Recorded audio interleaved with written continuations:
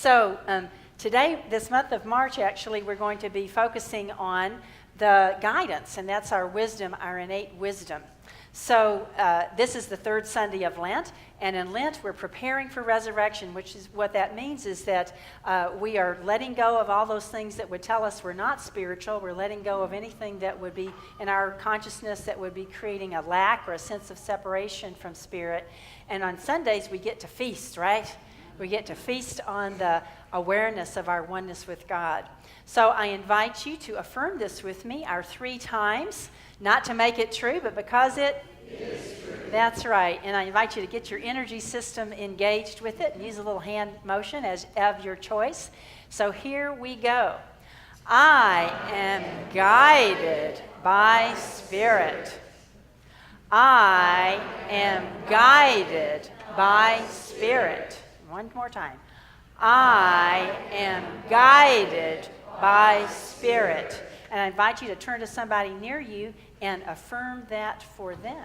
So, there was a man who was a duck hunter, and he was looking for a new dog, a new retriever, and he looked and looked and looked, and finally he found this amazing dog. And it was this dog that could actually walk on top of the water to retrieve the ducks. But he knew that none of his friends were going to believe this, just as you don't believe it. No. But so he thought, well, I'm going to have to take one of my most skeptical, pessimistic friends out duck hunting with me and just show it to him, just he can see it for himself.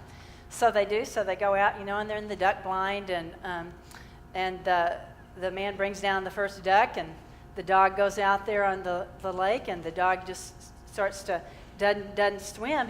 He walks right across the water, right on top. Doesn't get anything but the bottom of his paws wet. Retrieves the duck, brings it back. Well, this goes on, all mornings. It's amazing, but they don't say anything about it. The dog owner doesn't say anything. The pessimistic friend doesn't say anything. So they get done, and they're getting ready to go home, and they're driving home, and finally the dog owner turns to the guy and he says, "So did you notice anything about my dog? Anything different?" And the pessimistic friend turns to him and says, "Yeah, I noticed your dog can't swim."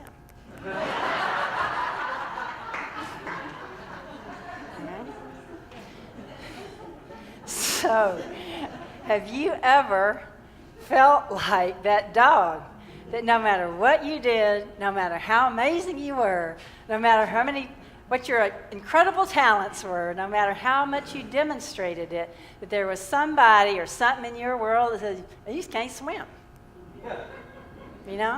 That picked something negative or just ignored you altogether, right? And you sit there and you look around and you think, well, look at so-and-so. They're getting the promotion. They're getting the award. They're getting the notice, or maybe it's in your personal life. Well, look at so-and-so. They've got a loving family, or their kids are doing all right, or their grandkids are getting this, that, or the other thing. And you look around and you're just like, well, what about me? How come I don't get anything? When's my ship coming in? When's it going to work for me, right? We've all felt that, haven't we? Right?